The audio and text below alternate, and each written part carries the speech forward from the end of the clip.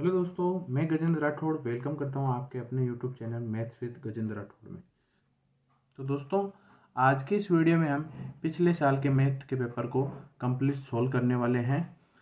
ठीक इसी प्रकार के क्वेश्चन हमें अगले पेपरों में जो 26 तारीख को पेपर होने वाला है उसमें देखने को मिलेंगे। तो कृपया आप इसको ध्यान से समझना ताकि ऐसे ही सवाल पूछने पर आप उनके जवाब आसानी से दे सकें। तो हमारे पास जो पहला क्वेश्चन है वो है कि दो संख्याओं का महत्तम समापवर्तक 27 है तथा उनका लघुत्तम समापवर्तक 162 है।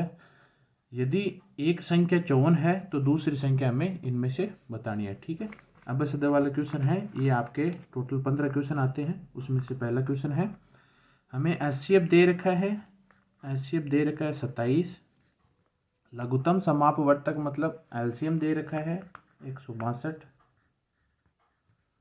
और एक संख्या हमें दे रखी है 54 और दूसरी संख्या हमें निकालनी है। तो हमारे पास एक फॉर्मूला होता है कि एचसीएफ इंटू एलसीएम बराबर पहली संख्या गुणा दूसरी संख्या। ये हमारे पास एक फॉर्मूला होता है, इसे आप याद कर लेना। ये सेम ही क्वेश्चन आपको 26 मार्च को होने वाले पेपर में देखने को मिलेगा। तो एचसीएफ की वैल्यू है हमारे पास 27 इंटू एलसीएम की वैल्यू है 162। तो 162 बराबर पहली संख्या हमारे पास एक दे रखी है 54 और दूसरी संख्या हमें निकालनी है, तो हम यहाँ लिख देते हैं दूसरी संख्या। अब हम काटेंगे इसको, तो 27 का पहाड़ा दो बार बोलेंगे तो 54 आता है। 27 से कम 27, 27 दूनी 54, तो 27 से 54 कट गया दो बार और इस 2 से 162 को काटेंगे तो आएंगे 81।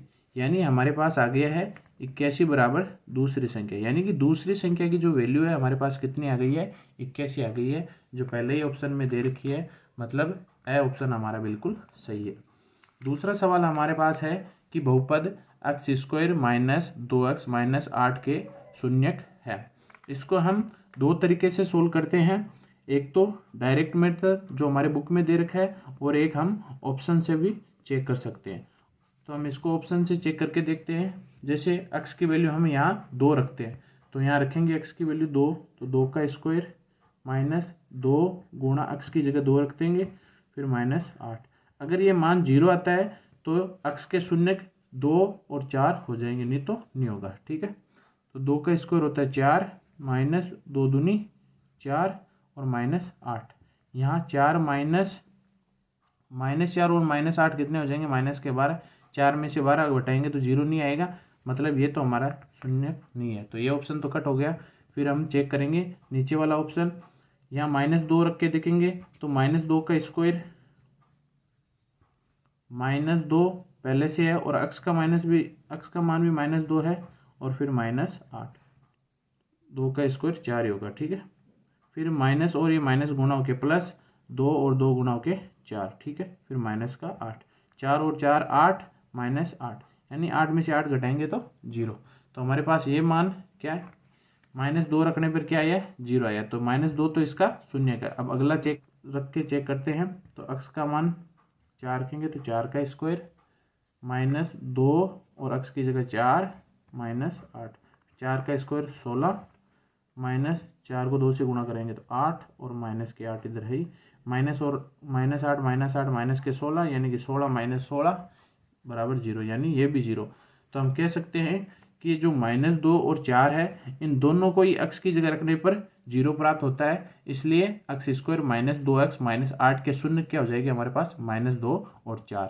ये इस तरह का सवाल भी आपको एक देखने को मिल सकता है 26 मार्च के पेपर में। अगला सवाल हम देखते हैं। अगला सवाल है हमारे पास कि यदि पहली संख्या का x गुणा दूसरी संख्या के y के 7 गुणे से कम है तो निम्न में से समीकरण सही है। हम सीधा ही रख के देख लेंगे कि पहली संख्या x है, x का 2 गुणा, तो हम x को 2 से गुणा कर देंगे। x का 2 गुणा किसके बराबर है, दूसरी संख्या y। दूसरी संख्या हमारे पास y है तो y लिख देंगे, y के 7 गुणे, 7 गुणा तो 7 से गुणा कर देंगे y को, से 5 कम है। दूसरी संख्या y के 7 गुणे से, दूसरी संख्या है y, इसके 7 गुणे से 5 कम है, यानी इसमें से 5 घटा देंगे तो ये संख्या है इसके बराबर हो जाएगी। तो ये देख लो किस ऑप्शन में ये समीकरण हमें देखने को मिल रहा है। तो देखिए 2x बराबर 7y माइनस 5, यानी कि ऑप्शन नंबर डी यानी कि द में हमें देखने को मिल रहा है। तो इसका सही आंसर हो जाएगा ऑप्शन नंबर द। ठीक है, नेक्स्ट सवाल देखते हैं हम चौथा, कि यदि समांतर श्रेणी का प्रथम पद दे रखा है हमें ए बराबर 2 दे रखा है, सार्वंतर डी बराबर 3 दे रखा है और एनवा पद हमें ज्ञात करना है। तो हमारे पास इसके लिए फॉर्मूला होता है कि A N equal to N plus A plus N minus 1 into D. तो यहाँ ए एन एनवा पद हमें निकालना है। तो ए एन बराबर ए की वैल्यू हमारे पास कितनी है, 2 है, तो 2 प्लस एन की वैल्यू हमारे पास है नहीं, तो एन माइनस 1 है जैसे जैसे, और डी की वैल्यू हमारे पास 3 है, तो 3 यहाँ रख देंगे। ठीक है, तो 2 प्लस, अब 3 को अंदर गुणा करेंगे, 3 को एन से गुणा करेंगे 3n, माइनस 3 को 1 से गुणा करेंगे तो 3। ठीक है, अब ये 2 और ये -3 क्या बन जाएगा, 2 में से 3 घटाएंगे तो 1, यानी कि 3n तो पहले से है और 2 में से 3 घटाएंगे तो 1 बचेगा, वो भी माइनस का, तो 3n माइनस 1। ये किस ऑप्शन में है, ये ब ऑप्शन में है, तो ये ब ऑप्शन हमारा बिल्कुल राइट है। अगला क्वेश्चन देखते हैं।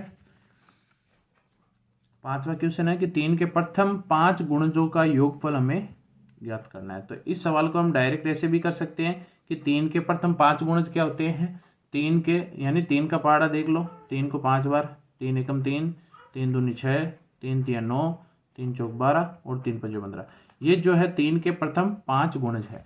ऐसे सवालों में है जिसके गुणज बोलता है उसका पहाड़ा हम लिख सकते हैं और जितने बोलता है उतने तक हम लिख सकते हैं। जैसे 5 गुणज पूछा है तो 1 2 3 4 5 गुणज हो गया, इसमें 3 का भाग जाएगा। ठीक है, अब इनका योगफल पूछा है तो हम डायरेक्ट इनको जोड़ देंगे, तो 15 और 12 कितने हो जाएंगे, 27, 27 और 9 कितने हो जाएंगे, 36, 36 और 6 कितने हो गए, 42, 42 और 3 हो जाएंगे 45।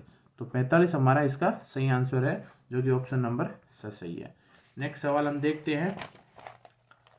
हमारे पास छठा सवाल है कि यदि किसी त्रिभुज पी क्यू आर में P Q square plus Q R square बराबर पी आर स्क्वायर हो तो कौन सा समकोण त्रिभुज, कौन सा कोण समकोण होगा। तो हमारे पास एक समकोण है, त्रिभुज है, समकोण त्रिभुज है। इसमें जो दोनों के अंदर कॉमन हो वो बीच का कोण होता है। ठीक है, यहाँ दोनों में कौन सा कोण कॉमन है, क्यों कॉमन है, तो ये जो क्यों है वो हो जाएगा समकोण यहाँ पे। ठीक है, तो यहाँ P लिख देंगे और यहाँ R लिख देंगे। तो यहाँ से देख लो कि पी क्यू का स्क्वायर बराबर प्लस क्यू आर का स्क्वायर बराबर होता है पी आर का स्क्वायर। यही होता है हमारे पास समकोण त्रिभुज में कि कर्ण का स्क्वायर, ये कर्ण है, ठीक है, ये आधार है और ये लंब है। तो लंब स्क्वायर प्लस आधार स्क्वायर बराबर कर्ण स्क्वायर होता है। यहाँ भी देख लो पी क्यू स्क्वायर यानी लंब स्क्वायर, क्यू आर स्क्वायर बराबर में पी आर स्क्वायर। ठीक है, तो यहाँ सीधा देखना है कि जो कोण कॉमन हो वही हमारा समकोण होता है। तो यहाँ कोण क्यों हमारा समकोण हो जाएगा। ठीक है, नेक्स्ट सवाल हम देखते हैं। बिंदु 0,3 की अक्ष से दूरी होगी। ऐसे सवालों में जिसकी दूरी पूछते हैं उसका उल्टा करते हैं हम। क्या, अक्ष से दूरी पूछी है तो अक्ष का मान तो ये होता है, लेकिन हमें इसका ये मान बताना है। ठीक है, तो अक्ष की दूरी कितनी हो जाएगी, 3, ऑप्शन नंबर ए। ठीक है, यदि इसमें y की दूरी पूछता तो हम y को छोड़ के अक्ष का मान बताते हैं। ठीक है, इसको हम एक तरीके से और समझ सकते हैं। जैसे हमारे पास ये है, ग्राफ में देख लेते हैं कि ये x होता है, ठीक है, और ये y होता है, यहाँ 0,0 है। अब हमारे पास इधर x का मान तो 0 ही है, लेकिन y का मान 3 है, तो 1 2 और 3, y का मान 3 है। अब हमें पूछ रहा है कि अक्ष से दूरी बताओ, तो अक्ष तो ये है और इससे दूरी हम देखेंगे कितनी है, तो 1 2 और 3, तो 3 हो गई दूरी। हम इसको ऐसे भी समझ सकते हैं, तो ये हमारे पास 3 आंसर आ जाएगा। फिर नेक्स्ट क्वेश्चन है हमारे पास, 2 sin 45 डिग्री और cos 45 डिग्री का मान है। तो हमें यहाँ से टेबल से मान रखना होगा। तो 2 इंटू साइन 45 की वैल्यू कितनी होती है, 1/√2 इंटू कोस 45 की वैल्यू भी कितनी होती है, 1/√2। यहाँ से हम देखेंगे तो √2 और √2 गुणा होकर कितना बन जाएगा, 2। इन दोनों को गुणा कराने पर 2 बनता है और 2 से 2 कैंसिल हो जाएगा। तो हमारे पास यहाँ वैल्यू बचेगी 1 × 1 यानी कि 1, जो ऑप्शन नंबर द के अंदर है। तो द ऑप्शन हमारे बिल्कुल सही है। ऐसे सवाल 1 नंबर के पक्के पूछे जाते हैं। तो आप इस तरह के सवालों को करने के लिए आपको ये टेबल जो है वो बिल्कुल याद होनी चाहिए, और अगर याद नहीं है तो मैं नेक्स्ट वीडियो में आपको ट्रिक से इस टेबल को बनाना सिखा दूंगा। ताकि आप आने वाले 26 तारीख के पेपर में ऐसे सवालों को सही कर सके। ठीक है, आगे हम देखते हैं। नेक्स्ट सवाल है कि यदि किसी वृक्ष की छाया उसकी ऊंचाई की 1/√3 गुना हो तो सूर्य का उन्नयन कोण क्या है। पहले हम एक वृक्ष बना लेते हैं। जैसे ये हमारे पास एक कोई वृक्ष है, पेड़ है, ठीक है, और ये इसकी छाया मान लेते हैं कि ये इधर इसकी छाया है। ठीक है, ये तो इधर छाया है और ये हमारे पास इधर पेड़ है। ठीक है, अब हमें उन्नयन कोण पूछा है, यानी सूर्य इधर किधर है, तो उन्नयन कोण क्या होता है, जो कोण है हमारे पास कौन सा हो जाएगा, उन्नयन कोण हो जाएगा। ठीक है, तो इसका मान हमें बताना है। ठीक है, तो ये जो है हमें बोल रहा है कि ऊंचाई जो है, छाया है ये ऊंचाई की 1/√3 गुना है, यानी कि हम लिख सकते हैं इधर कि छाया जो है ऊंचाई की 1/3 रूट गुना है, यानी इधर ऊंचाई की 1/√3 गुना है। ठीक है, अब यहाँ से हम ऊंचाई को हम इधर भेज देंगे तो ये छाया के बट्टे में ऊंचाई आ जाएगा। ठीक है, तो यहाँ छाया की वैल्यू 1 हो जाएगी और ऊंचाई की वैल्यू √3, तो छाया की वैल्यू 1 हो जाएगी और ऊंचाई की वैल्यू √3 हो जाएगी। अब हम देखते हैं कि इस कोण के लिए लंब कौन सा हो जाएगा, ये हो जाएगा लंब और ये हो जाएगा आधार। ठीक है, तो हम एक ऐसा फॉर्मूला देखते हैं लाल बटा कक्का से जिसमें लंब और आधार है। तो हमारे पास टेन थीटा होता है, टेन थीटा का फॉर्मूला होता है लंब लाल बटा कक्का से लंब बटा आधार। ठीक है, तो लंब कितना होता है, लंब यहाँ पर इस कोण के लिए लंब है √3 और आधार है 1। ठीक है, तो बट्टे में 1 आ जाएगा। अब टेन थीटा बराबर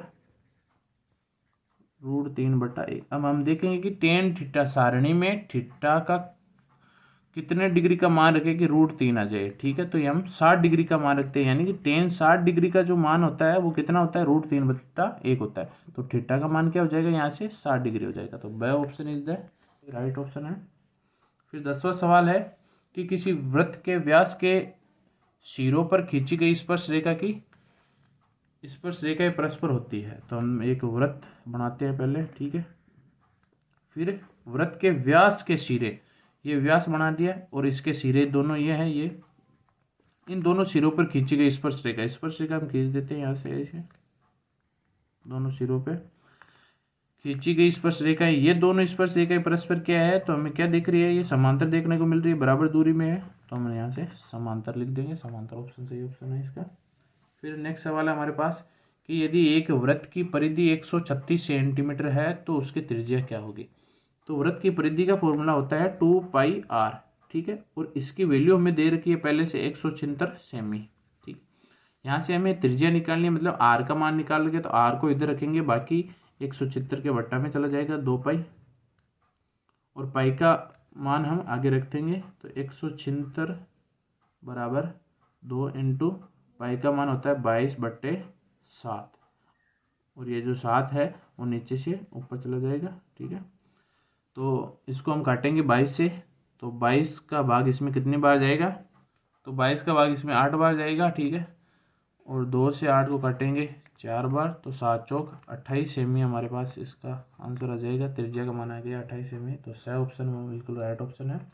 नेक्स्ट सवाल हम देखते हैं कि यदि एक गोले का आयतन हमें दे रखा है